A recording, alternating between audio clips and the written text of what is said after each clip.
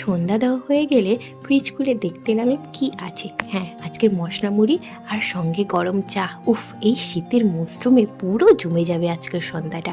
তাই শসা, টমেটো, ঝুড়ি, চানাচুর, আলুর চিপস, কাঁচা লঙ্কা সব কিছু নিয়েই বসে পড়েছি। শুধুমাত্র পেঁয়াজটা বাদ দিলাম, কারণ পেঁয়াজ ছাড়াই আজকে করব। যাই হোক, প্রথমে শসা, টমেটো, কাঁচা লঙ্কা ভালো করে কুচি কুচি কুচি কুচি করে কেটে নিলাম। তারপর তাতে সর্ষে তেল, ঝুরি ভাজা চানাচুর, আলুর চিপসটাকে গায়ের শক্তিতে গুঁড়ো করে তাতে দিয়ে দিলাম। আর দিয়ে দিলাম ম্যাগি মশলা।